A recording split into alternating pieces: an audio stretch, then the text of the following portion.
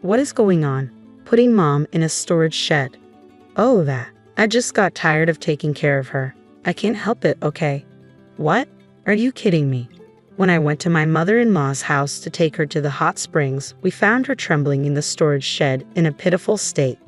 I was speechless at my sister-in-law's inhumane actions and the appalling conditions she had subjected my mother-in-law to. Little did I know that divine retribution was about to befall my sister-in-law.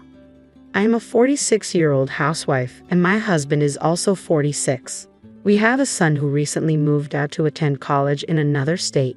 I had expected him to attend a local university and live with us for a few more years, even after starting his career.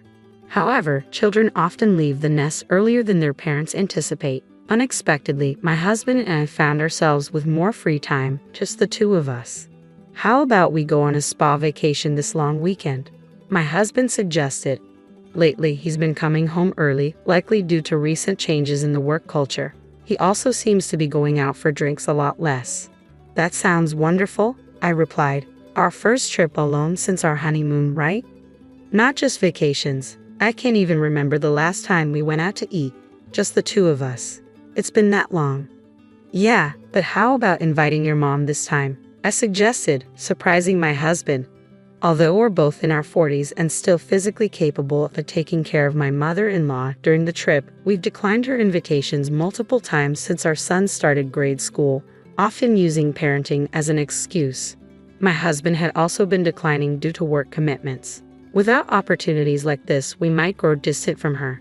After I explained my reasons, my husband agreed. My mother-in-law currently lives with my sister-in-law and her husband, so we decided to reach out to her. I thought it might be better handled between women, so I called my sister-in-law. Perfect timing, she said. We were about to go on a trip and didn't know what to do with Mom. Luckily, I found someone who can take care of her. We were on speakerphone because my husband wanted to speak to his mother. When my sister-in-law made her self-centered comment, he was livid. Hey, what the hell do you mean by that? He demanded. Oh, would you look at the time?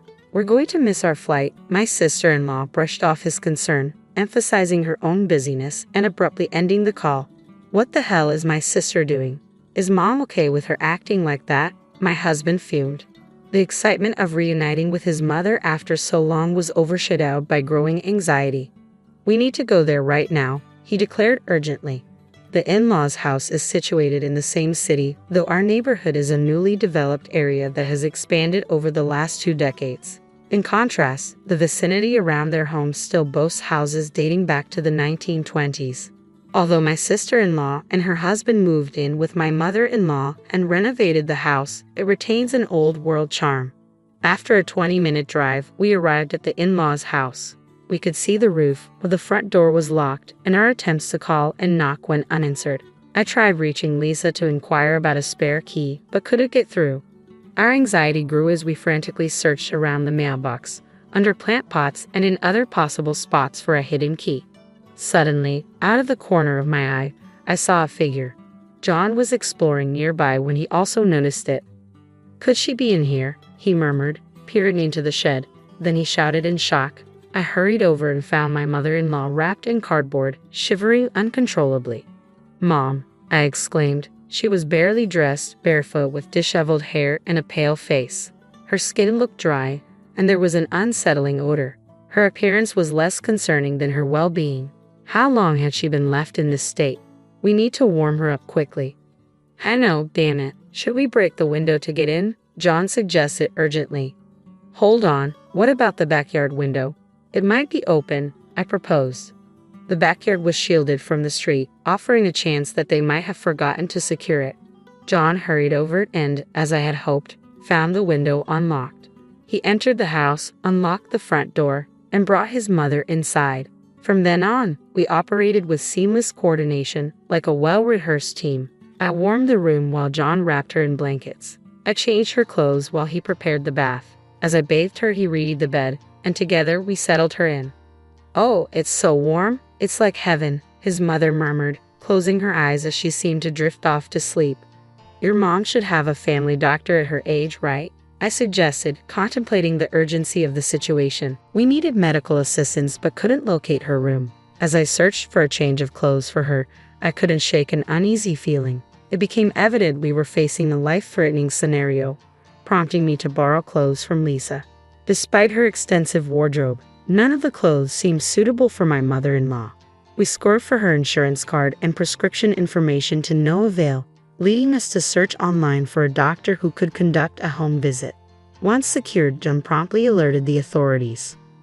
Upon arrival, the doctor emphasized the critical timing of our intervention. Delay could have been disastrous, especially given the severe winter conditions and the potential for snow in the mountains. The examination revealed signs of malnutrition and dehydration from severely limited food and water intake. Additionally, her neglected living conditions had caused a distressing skin rash and even lice infestation, a shocking development in modern times. The doctor prescribed medications and urged us to arrange a follow-up with her regular family doctor as soon as possible. As we searched for her insurance card and essential items, we came across the contact details for the caregiving service that had been responsible for her well-being. Luckily, it was still saved in the home phone's contacts. Recognizing the urgency of the situation, we reached out to understand what had transpired during the period we were preoccupied with our own lives. After contacting the service, we learned that Lisa had abruptly terminated the contract without prior notice, leaving them unable to intervene further. The caregiver expressed genuine concern for my mother-in-law, mentioning occasional bruises that hinted at possible domestic abuse. They had attempted to address this delicate issue with Lisa, but she had evaded their inquiries. Years of daily abuse? Was my mother enduring this? John exclaimed angrily. Damn it. Yes, we were overwhelmed when our first child arrived, but that doesn't justify neglecting my mother's welfare. I deeply regretted interpreting my mother-in-law's words. It's okay, it's okay. As a mother, it's natural that your child comes first, as mere reassurance. Looking back, our frequent invitations for us to visit may have been cries for help, a plea to escape Lisa's mistreatment. Voicing my regret, I confessed to my husband, who reassured me, it's not your fault. I'm equally responsible, if not more so. Now, only Lisa and her husband hold the truth. We won't know for sure until we hear it from them, but Lisa is capable of such actions without remorse. Anticipating potential disputes over what was said or omitted, we decided to record all our future phone conversations. Lisa reluctantly answered the phone, sounding annoyed to be interrupted during her vacation. However, when my husband raised his voice, she begrudgingly began to speak, her tone flat and detached. I listened intently to the conversation on speakerphone.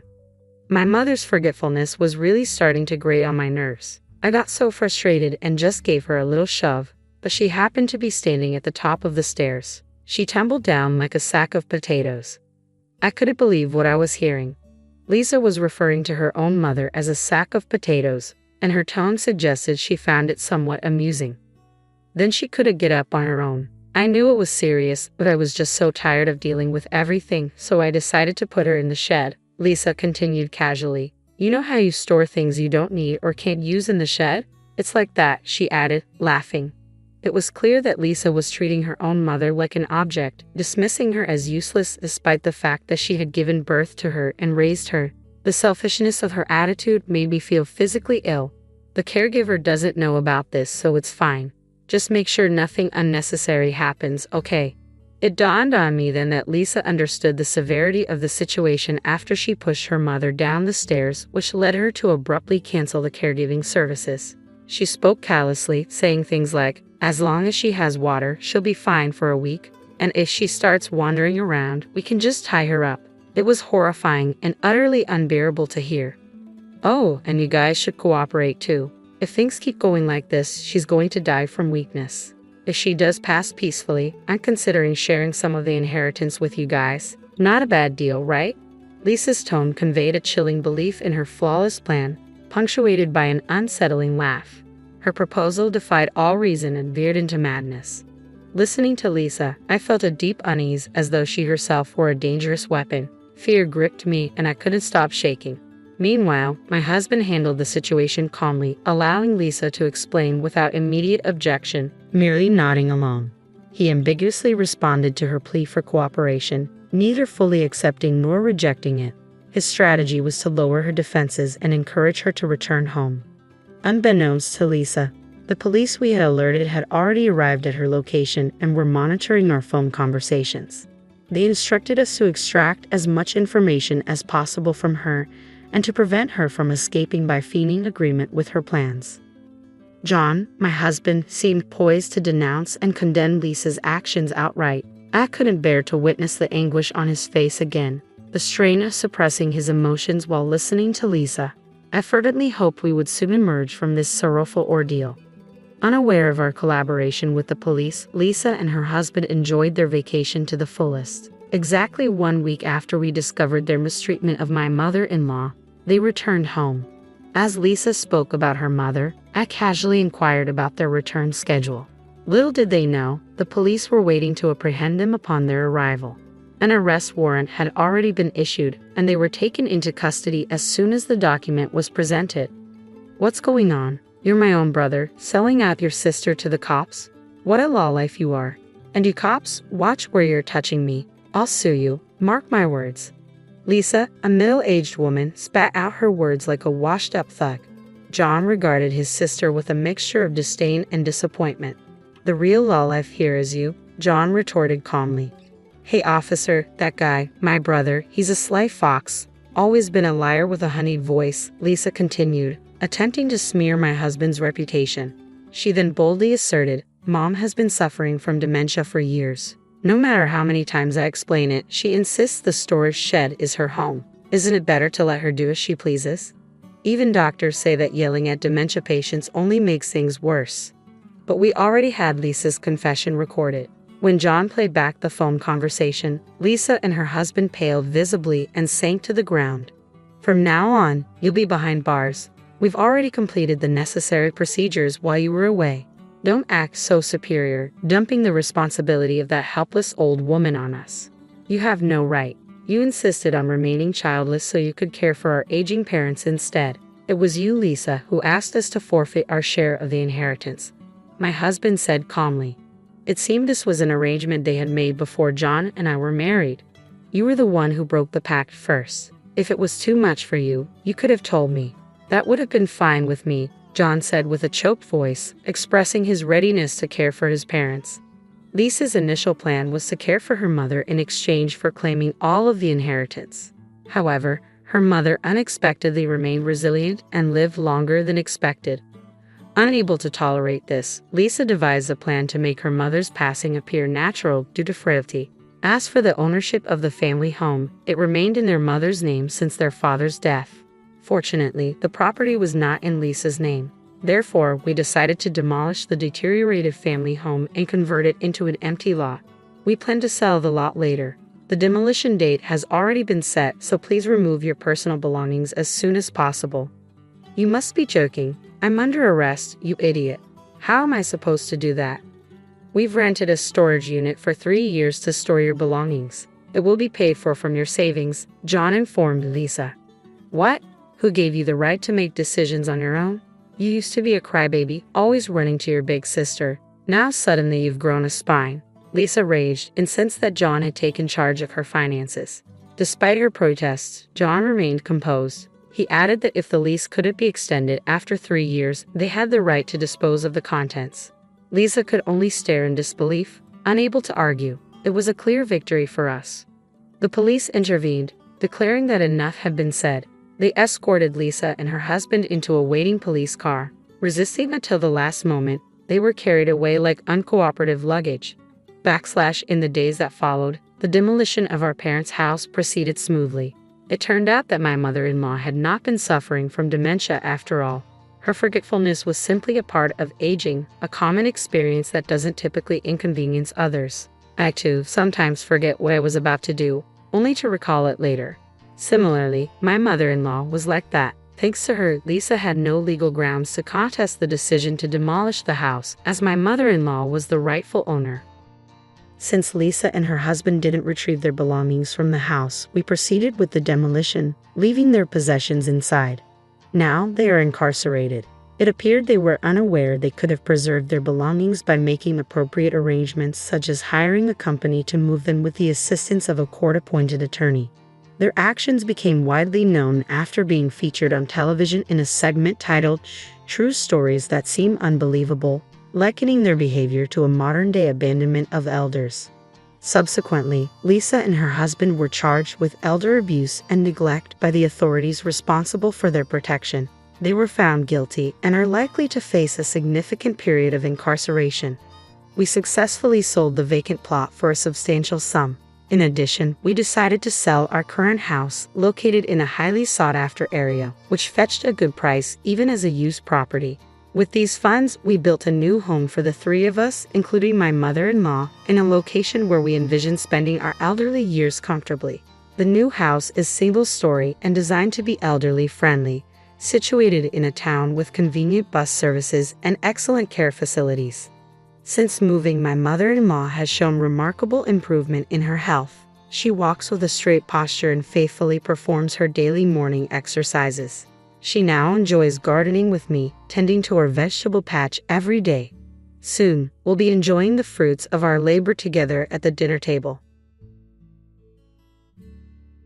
Constructing your own home stands as a monumental achievement in life's journey.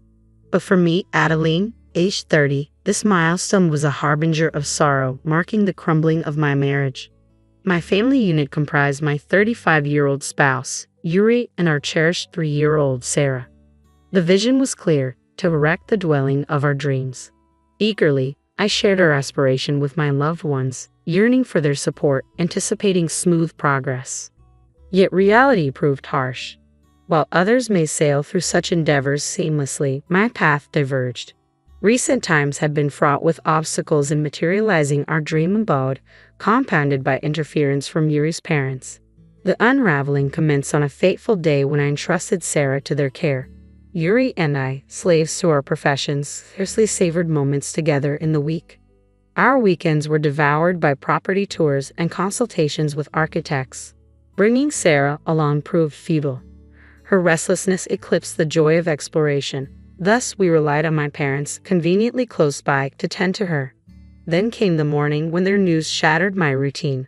My father's ailment mandated a hospital visit, rendering them unable to care for Sarah. There seemed no alternative. Our plans for the day hung precariously on the edge of cancellation. Yet, in a surprising turn, my husband proposed, why not ask my parents to look after her? His suggestion stirred an unexpected turmoil within me, the prospect of discord looming. Truth be told, my relationship with my in-laws was strained. They possessed a notion that familial ties equated to unchecked liberties. Since when was such behavior permissible? Moreover, burdening them with the sudden responsibility of caring for a toddler felt intrusive. However, postponing our plans risked stalling progress on our dream home. After much internal debate, I relented, leaving my daughter in their care. Once my errands were done, I sought to ease any potential tensions, purchasing lavish treats and tokens of appreciation before returning to their doorstep. Perhaps swayed by my gestures, my in-laws welcomed us warmly, expressing gratitude for the gifts as we bid our farewells. Yet on the journey home, I overheard my daughter's innocent chatter. I'm going to get a new house, she declared, her voice brimming with excitement, before inquiring, where will Grandma and Grandpa's rooms be in the new house? Oh, Sarah, what are you saying? Did Grandma and Grandpa ask you about their rooms? What did you tell them? I probed gently, noticing her reluctance to speak further, her gaze fixated on the stuffed penguin cradled in her arms. Oh no, she murmured, a hint of uncertainty clouding her features. Sighing softly, I attempted to clarify the misunderstanding. Sweetheart, Grandma and Grandpa aren't moving in with us. Perhaps they were just curious if we have a guest room for them when they visit, I reassured her, hoping to dispel any confusion. From that day onward, my in-laws' visits became more frequent, encroaching even on weeknights and holidays. Currently residing in a modest apartment to save for our future home, their presence always seemed to revolve around our plans and aspirations. Whenever they arrived, my husband eagerly presented them with the blueprints and documents detailing our dream house, his enthusiasm unwavering despite my reservations. Why do you always have to show them?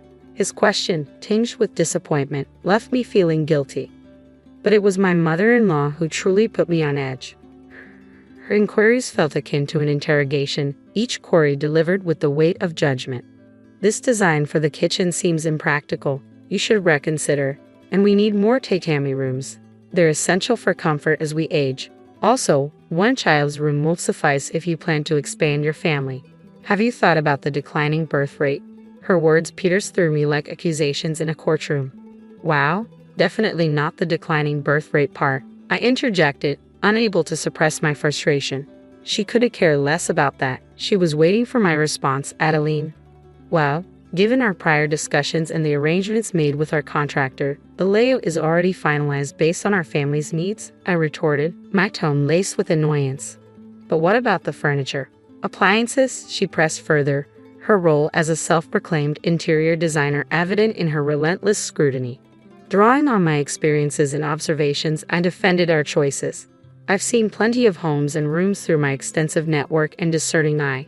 This house, this room, doesn't meet your standards, but it's what works for us. Things aren't perfect, but we're doing our best, I countered, frustration simmering beneath the surface. Attempting to diffuse the tension with a hint of sarcasm, I suggested, maybe we should split the costs and make it a two-family house, since you seem to have so much input. Her reaction was explosive. Give money to our son and daughter-in-law. You're a gold digger. A two-family house. Ridiculous. With emotions running high, my in-laws left abruptly, their departure marked by bitter words exchanged in the heat of the moment. Go home. You're not my parents. You're my in-laws. I don't owe you anything. Stop acting like my bosses. I finally snapped, the weight of their intrusion too much to bear. Later that evening, after tucking our daughter into bed, my husband approached me with a weary tone. My parents are just trying to help. Try not to shut them out, he urged, a hint of exasperation in his voice. I'm not trying to shut them out, but they meddle in every aspect of our home. They always push us into corners. They treat us like puppets and mock our decisions, I rebutted, frustration seeping into my words. It's natural. They're parents. Just think about how you'd feel if it were our daughter, he reasoned, his tone softening. You know I'm not always the most compassionate person, but they need to understand boundaries, I retorted, feeling the weight of his dismissal. With his back turned to me, he fell silent, unwilling to engage further. While they may be your parents, they're not part of our household. They don't contribute financially, so they don't get to dictate, I asserted, my anger mounting at his unreasonable stance, making sleep elusive that night. Finally, after what felt like an eternity, our home was complete. Excitement filled the air as we settled into our new abode. Yet my husband's revelation shattered the tranquility. My parents are moving in today. They'll take the larger room on the second floor, and we'll take the smaller one, he declared casually. What? Hold on. We agreed one of those rooms would be Sarah's. I never agreed to living together. None of this was discussed, I protested, incredulity coloring my voice. They've already seen the room. Don't worry, they'll like it, he assured me, his nonchalant tone aggravating my frustration. Your parents have seen it too. When? I queried, my bewilderment palpable. The day before we went to see the house, he admitted casually. Wait a minute, so let me get this straight. Your parents visited the house before we did? I pressed, struggling to comprehend. Yeah, they wanted to take a look, so I gave them my key. What harm could it do? It's not like they damaged anything, he replied, his tone dismissive as he returned to wiring the TV. What harm? It's a big deal, I snapped, avoiding eye contact as I abandoned the kitchen and retreated upstairs. Locking the door behind me, I sought solace in solitude, my mind a tumult of frustration and confusion. Grateful for the distraction of tidying up after the move, I stewed in resentment toward my husband and in-laws, especially given their sudden decision to move in with us. I can't stand being around them for another minute, but we've just made a huge investment in this house. I need to keep calm, think about what I say, and consider my daughters and my future, I resolved, sequestering myself in contemplation as I awaited their arrival. True to my husband's word, they appeared early in the afternoon, unloading their belongings from a truck. They could at least greet us. They have no sense of decency. And look at this mess. You haven't even cleaned up yet. You're utterly useless, my mother-in-law criticized, her words stinging with disdain. After much grumbling, my in-laws barged into our freshly constructed home, acting as if they were entitled to do so. Eavesdropping on the commotion from upstairs, I emerged from my room and made my way to the front door. I wasn't aware that we'd be sharing our home with you as well, I stated resignedly, my tone unexpectedly icy. My father-in-law, clearly irked by my tone, wasted no time in shifting the blame onto me. I mentioned to Yuri that it shouldn't be an issue, didn't I? But it is an issue. I only found out this morning from Yuri that he invited you both to live with us, and I have no desire to reside with such disrespectful individuals, I asserted firmly. Whatever Yuri decides is fine. Are you implying you can defy your husband? He retorted. Yes, I am. Are you suggesting I'm an impertinent wife? If you don't like it, why don't you just leave? I knew this was futile. The clash in perspectives has been apparent for some time now, rendering communication impossible with these individuals. I mused silently, contemplating my next move. Before I could form a response, my husband burst in, his expression fraught with panic. Adeline, what are you doing? Don't argue with my parents. Argue? There's no parity here. I've been subjected to unilateral mistreatment simply because I'm your wife, and now you're blaming me again. Like father, like son, it seems, Yuri, I retorted sharply. I can't live with your parents, I stated firmly. Don't embarrass me. You're my wife. You're supposed to obey me, he insisted. I'm a person before I am your wife. You can't expect blind obedience, I countered, my resolve unwavering. Listening in, my father-in-law interjected angrily. I won't accept that kind of wife for you. I won't allow her in my house, he declared vehemently. To my astonishment, my husband echoed his sentiments. Being my wife takes precedence. If you can't tend to my parents, perhaps we should consider divorce. I agree with my father, my husband affirmed.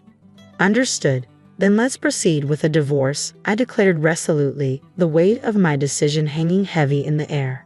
Even as I spoke, I silently prayed that my smartphone, nestled in my pocket, was recording every word exchanged. As the reality of our impending separation sank in, my in-laws reacted with incredulity. If we're to become strangers, then return the $259,778.88 loan I provided for the house construction immediately, they demanded, their shock palpable. My husband paled at their words, his expression one of sheer horror. Calmly, I addressed the confusion. There appears to be a misunderstanding. Yuri didn't contribute a cent to the house. It was solely funded by my savings because he had none. Despite our agreement to split expenses evenly and save the surplus, he squandered money without saving a dime, I explained, laying bare the truth for my bewildered in-laws to comprehend. Oh, come on, Adeline, you can't do this, my husband exclaimed, disbelief etched on his face. It's the truth. When it came to buying the house, he wouldn't budge. He'd insisted it be in my name. That's why I loaned you the money, remember? I have a signed AU, so you can't deny it, I asserted firmly. Oh no, their expressions frozen in shock. I swiftly packed my suitcase and overnight bag, filling them with essentials, clothes, and my daughter's treasured toys, ensuring her favorite penguin was securely tucked under my arm. Loading everything into my Mini Cooper, I wasted no time starting the engine. With a heavy heart, I bid farewell to the house I had only just begun to call home. Hastily collecting my daughter from daycare, I sped toward my parents' house. Their surprise at my sudden appearance, clad in sweatpants and laden with luggage, was evident. If this is inconvenient or too sudden, I can stay at a hotel, I offered tentatively, but they quickly intervened, urging me to stay. I sensed their determination to shield me from harm. Sharing my plight with them, I explained my decision to leave my husband, who had nothing but scorn for me, and expressed my desire to provide a stable environment for my daughter. They pledged their full support and generously offered me a place to stay. Despite my employment, it was a lifeline I gratefully accepted, knowing I had allies in my corner. That evening, I meticulously documented every detail of my tumultuous interactions with my husband and in-laws. Saving audio recordings from my phone onto my computer and external drives, I diligently compiled evidence. Utilizing my paid time and weekends, I visited numerous lawyers, determined to find one I could trust. Eventually, I found a legal representative whom I felt confident in and submitted a formal request. My days were consumed by these tasks, and before I knew it, a week had flown by. Since the day I fled our once beautiful home, I'd been avoiding my husband, but one evening, as I left the office, he was waiting for me, though I wished to label him as my ex-husband. Until the divorce proceedings concluded, he remained my spouse in legal terms. With little to say to him, I suggested we find a public space for a conversation to avoid any potential outbursts. Ever cautious, I discreetly activated the recording function on my phone before we entered a nearby coffee shop. Is there something you want to discuss? I asked him calmly, steeling myself for whatever response he might offer. Well, it's about the house. I want you to have it, Adeline. I'll remove my name from the lease. Can't we just forget about the money? He proposed, his tone tentative. I'm sorry, I can't do it. I can't bear to live in that house anymore. Your parents, they were the first to set foot in it, weren't they? I stated firmly. Why does that matter? He countered. It matters to me, so I can't, I reiterated. Taking a sip of coffee, I scrutinized my soon-to-be ex-husband. His disheveled appearance spoke volumes, unkempt hair, stubble on his chin, and a worn-out complexion. Despite his suit, his shirt looked neglected, lacking the care of ironing or dry cleaning. I couldn't help but wonder how he was coping, but fatigue etched across his face told its own story. Adeline, please, I can't repay such a substantial sum so easily, he pleaded. You were aware of the amount. I even suggested we share ownership of the house, despite it being mine. But you refused to compromise, I reminded him. I thought it would be more like being landlords, and I didn't realize you were serious about the divorce. I thought it was just a threat, he confessed, desperation evident in his voice. I am serious. I won't tolerate such disrespectful parents sticking around, I declared resolutely. Oh no, he murmured, realization dawning upon him. I need to go. Sarah is waiting for me, I asserted, my unease palpable. I'll leave when you're finished. I'm going to take care of Sarah, my ex-husband countered, his words sending a shiver down my spine. Hastily, I retreated to my parents' house, urging them to be vigilant against any attempts to forcibly take Sarah. A few days later, a call from the daycare center sent me into a panic. A couple resembling my in-laws had appeared, attempting to collect Sarah. Racing to the daycare, I arrived just in time, thankfully having alerted the staff beforehand. They had kept my in-laws confined to a separate room, denying them access to Sarah. Yet upon my arrival, I was met with a barrage of accusations. Give me back my grandchild, you thieving cat, my mother-in-law bellowed. I'm not a thief, I retorted indignantly. If you're not a thief, you're a fraud. If you're not a thief, you're a swindler. Otherwise, how could you have amassed so much money at your age? She accused, her words laced with venom. No, all the money I lent to Yuri was my own. It's rightfully mine, a combination of my personal earnings, contributions from my parents, and a gift from my late grandmother, I clarified.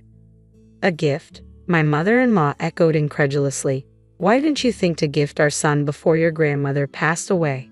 You could still do it now, couldn't you? She pressed. Caught off guard, my father-in-law let out a grunt before falling silent. My in-laws were ostentatious, valuing luxury above all else. Coming from a modest background, they lacked substantial savings or the inclination to gift large sums during their lifetime. I'm sorry, but Yuri and I are divorcing. I'll be taking custody of Sarah and raising her alone. Please refrain from visiting the daycare. It's disruptive, I informed them firmly. With that, I hurriedly ushered Sarah into the car and returned to my parents' home. Despite my warnings, Yuri and his parents persisted in their visits. Each encounter was fraught with tension, with verbal abuse and attempts to physically restrain me becoming commonplace. I recorded every instance on my phone. About a month after my abrupt departure from our new home, I instructed my lawyer to request repayment of the debt and initiate divorce proceedings. While my ex-husband initially hesitated, particularly regarding custody arrangements for Sarah, a stern reminder of potential alimony charges for contesting the matter seemed to quell his resistance. Armed with ample evidence and facing a lack of savings on their part, I pursued the repayment of owed funds and secured custody of Sarah through the divorce proceedings. It was a lengthy process, exacerbated by complications in selling the house. Initially intended for Yuri and my in-laws, financial constraints forced them to list the property for sale at a loss. After numerous price reductions, a buyer was eventually found, but the sale proceeds were insufficient to cover the initial purchase price and associated costs. Resorting to bank loans to bridge the gap, my ex-husband found himself burdened with debt and without a home, forced to return to his parents' cramped residence. Adding to their woes, Yuri's sister, also divorced, moved back in with her 2 teenage sons, exacerbating tensions in the already crowded household. The resulting chaos and constant bickering became a notorious feature of the neighborhood. With their financial struggles hindering their ability to provide adequate child support, the courts intervened to limit their visitation rights. Thus, the tumultuous family no longer posed a threat to her peace of mind. 4 years have elapsed since those tumultuous times, and Sarah, now in the second grade, brings joy to our lives every day. We reside in a rented space close to my parents' home, where their support provides solace, especially on days when work keeps me late. The thought of continuing to raise Sarah with their assistance, sans remarriage, had crossed my mind. Yet unexpectedly, romance found me. I've been seeing a 36-year-old divorced man with a first-grade daughter, whom I often encountered during daycare drop-offs and pickups. Our casual conversations gradually blossomed into something deeper, culminating in his heartfelt confession of affection. Recently, we've been enjoying outings together, our daughters forming a natural bond during playdates. During one such outing, Sarah innocently voiced her dream of a future home where each of us would have our own space, along with a beloved family pet. Her words stirred something within me, igniting a flurry of emotions. With a proposal lingering in the air, I stand at a crossroads. Carefully considering my daughter's welfare and my own desires, I realize my heart has already made its decision. I gather Sarah in my arms, her innocence a beacon of hope, and declare, yes, I do want to build another home. But this time, let's do it together as a family, ensuring everyone's happiness. My name is Ashley, and at 27, I found myself navigating the dynamics of a family business intertwined with marriage. Growing up, I was the sole focus of my calm, skeptical father and my vivacious, spirited mother. Their union was a harmonious blend of energies, though mom's exuberance could sometimes be overwhelming.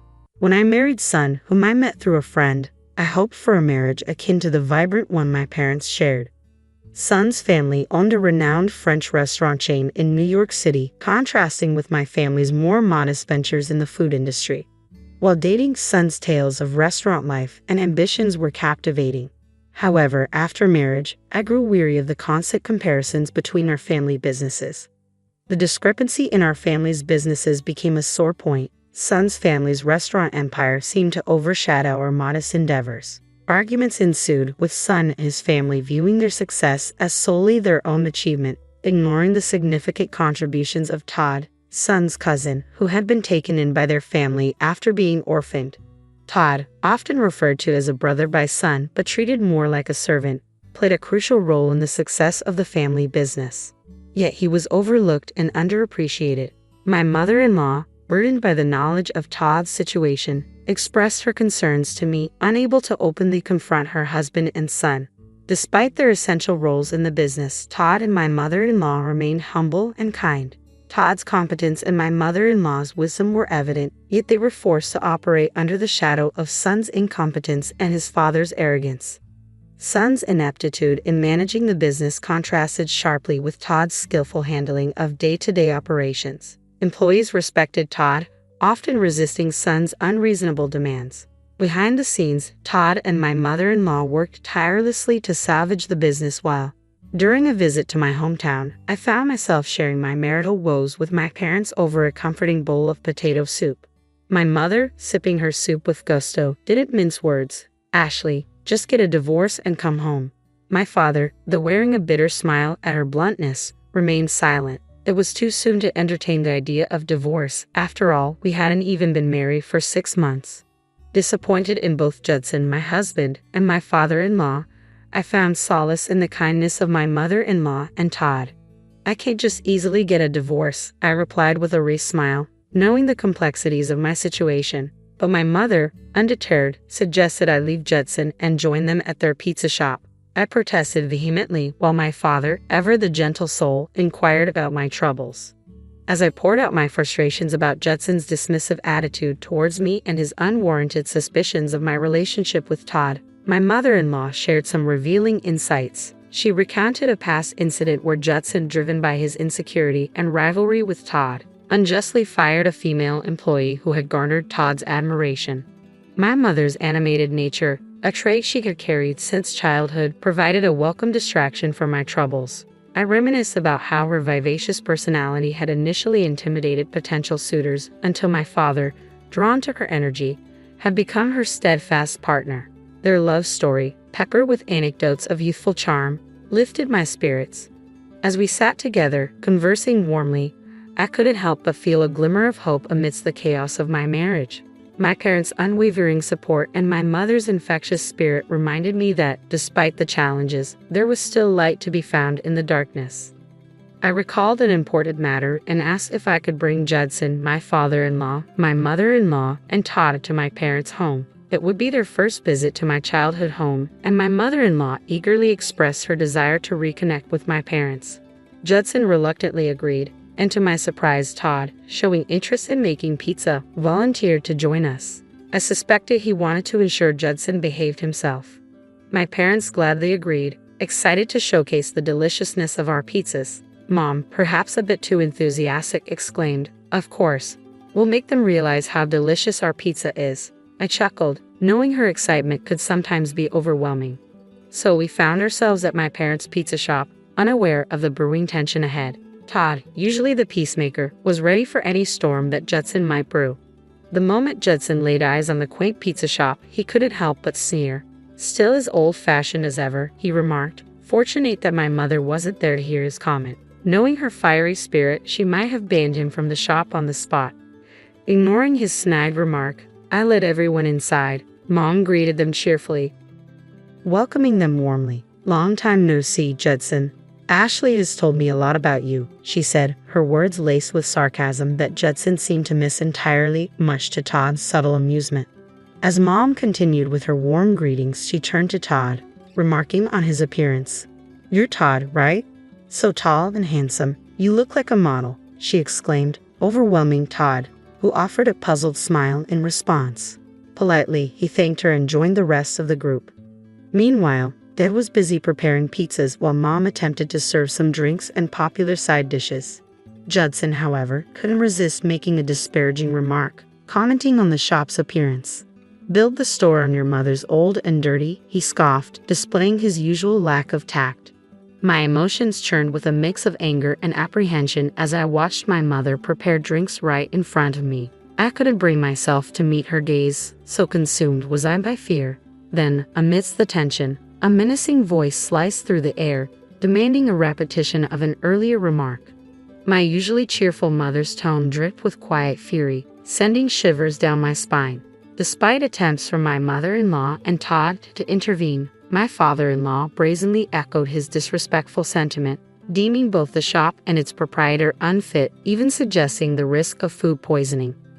My mother, seething with rage, abandoned the drinks and retrieved a 1-liter bottle of wine, her demeanor sharp as she confronted my father-in-law, warning him of dire consequences if he continued his insults. Startled by her forcefulness, he attempted one last jab at her appearance before my mother, fueled by indignation, made a move to retaliate. With a swift intervention from my father, disaster was narrowly averted, but the damage had been done. My father-in-law and Judson, sneering in disdain, exited the shop, leaving a cloud of tension in their wake. Despite my mother's impulse to pursue them, my father and I held her back, struggling to contain her fury. Amidst the chaos, my mother-in-law and Todd offered profuse apologies, though I knew the fault lay not with them but with the condescending attitudes of my father-in-law and Judson. Their callous remarks had ignited the conflict, leaving me seething with anger and hurt. Recognizing my turmoil, my mother-in-law addressed me, expressing regret and suggesting divorce as a viable option for my well-being. Todd, in his quiet manner, echoed her sentiment, recognizing the pattern of such incidents. As I wrestled with conflicting emotions, torn between loyalty to my family and the turmoil within my marriage, the regretful expressions on my mother-in-law and Todd's faces mirrored my own internal struggle. Contemplating divorce, I couldn't shake the guilt I felt for my mother-in-law and Todd. As my father and I struggled with what to do next, my mother cut through the tension with her blunt observation, "You two don't seem happy, especially Todd. You can leave whenever you want, right?" Her direct question caught Todd off guard. He confessed his concern for his aunt, unable to abandon her despite his disdain for my father-in-law and Judson. It was his loyalty to my mother-in-law and his sense of duty toward the other employees that held him back. My mother-in-law, overwhelmed by Todd's true feelings, broke down in tears, burdened by guilt for holding him back. Feeling lost, my father and I exchanged confused glances, unsure of how to proceed. But then, my mother's cheerful laughter cut through the tension. "Ha, that's easy. Leave it to me," she declared, surprising us all. With newfound determination, I made up my mind. After discussing our plans for the future, I returned home to face Judson. Straightforwardly, I announced my decision to sever ties with his family, unable to forgive my father-in-law's hurtful words. Judson's scornful laughter in response only fueled my resolve. I handed him the divorce papers I had prepared, issuing a final warning. "Don't come crying to me after our divorce," I cautioned, but Judson, unable to comprehend the gravity of the situation, remained indifferent. As our marriage dissolved, my mother-in-law and Todd were spared from the ordeal. Though my life was fraught with stress, exacerbated by my father-in-law's insensitivity, I found solace in the freedom of my newfound independence after the divorce. Upon returning to my parents' home about a month later, my ex-father-in-law and ex-husband Judson appeared, their faces drained of color. They delivered divorce papers and a curt message, claiming they were cutting ties with us. Maintaining composure, I faced my ex-father-in-law and remarked on the unfortunate timing of our late-life divorce. My laughter seemed to unnerve Judson further, who muttered about employees quitting and feeling betrayed by Todd, his supposed brother. But Todd's voice, cutting and cold, interrupted Judson's self-pity. He rejected the brotherly title Judson had bestowed upon him, revealing he had never considered Judson as such. Suddenly, Todd emerged, stunning my ex-father-in-law and Judson. Then my former mother-in-law appeared quietly from the shadows. As my ex-in-laws stood dumbfounded, my mother made a bold entrance, revealing that they had been scouted by her company and that they now owned a French restaurant. My ex-father-in-law broke into a cold sweat at this declaration, while my father, observing the scene, smiled modestly. He revealed that running the pizza shop had merely been a hobby. My wife's family owned a group of restaurants, and they had graciously accepted him as their son-in-law. At the mention of the company's name, my ex-father-in-law and Judson stumbled. Realizing the vast difference in scale between their restaurants and our company, it became clear why they had been relegated to running a pizza shop instead of being involved in the family business. Years ago, my father had suffered a collapse from overworking, prompting doctors to suggest he pursue something he enjoyed for his recovery. So my mother and I had reopened this pizza shop, which had been my late grandfather's hobby. In truth, it was all part of a ruse, allowing them to run the company smoothly in my parents' absence with the help of dedicated and skilled employees. While seemingly running the pizza shop, my parents were actually overseeing their work, earning the admiration of their staff. Under my mother's guidance, our company took control of the restaurant previously managed by my ex-father-in-law and Judson. The once complacent duo now stood stunned as my father calmly addressed them. "It's evident to me that both of you lack the necessary skills to manage your business," he declared, citing concerns voiced by employees regarding their management abilities. With a firm stance beside my father, my mother delivered a decisive message. "We're entrusting the management of the French restaurant to Todd. He has full authority over you both," she proclaimed. Ex-father-in-law and Judson protested, claiming their approval was needed, but their objections fell on deaf ears. This decision wasn't solely my parents' but also reflected the sentiments of the disgruntled employees. Now, my ex-mother-in-law would support Todd, her nephew, in a supervisory role. Todd and my ex-mother-in-law shared a glance, and with calm determination, Todd expressed his gratitude for their support before revealing his true feelings. "While I owe you for taking me in as a child," Todd began, his voice turning icy, "my grudge against Judson is immeasurable. For him, it's even greater." His declaration left no room for forgiveness or mercy, stripping my ex-father-in-law and Judson of all managerial authority. Todd's cold resolve was clear. Then my ex-mother-in-law delivered a final blow, leaving my ex-father-in-law and Judson reeling.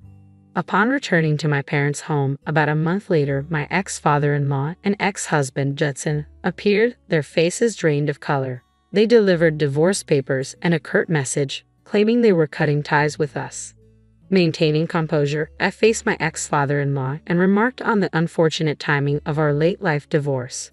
My laughter seemed to unnerve Judson further, who muttered about employees quitting and feeling betrayed by Todd, his supposed brother. But Todd's voice, cutting and cold, interrupted Judson's self-pity. He rejected the brotherly title Judson had bestowed upon him, revealing he had never considered Judson as such. Suddenly, Todd emerged, stunning my ex-father-in-law and Judson. Then my former mother-in-law appeared quietly from the shadows. As my ex-in-laws stood dumbfounded, my mother made a bold entrance, revealing that they had been scouted by her company and that they now owned the French restaurant. My ex-father-in-law broke into a cold sweat at this declaration, while my father, observing the scene, smiled modestly. He revealed that running the pizza shop had merely been a hobby. My wife's family owned a group of restaurants, and they had graciously accepted him as their son-in-law. At the mention of the company's name, my ex-father-in-law and Judson stumbled, realizing the vast difference in scale between their restaurants and our company. It became clear why they had been relegated to running a pizza shop instead of being involved in the family business. Years ago, my father had suffered a collapse from overworking, prompting doctors to suggest he pursue something he enjoyed for his recovery. So my mother and I had reopened this pizza shop, which had been my late grandfather's hobby. In truth, it was all part of a ruse, allowing them to run the company smoothly in my parents' absence with the help of dedicated and skilled employees.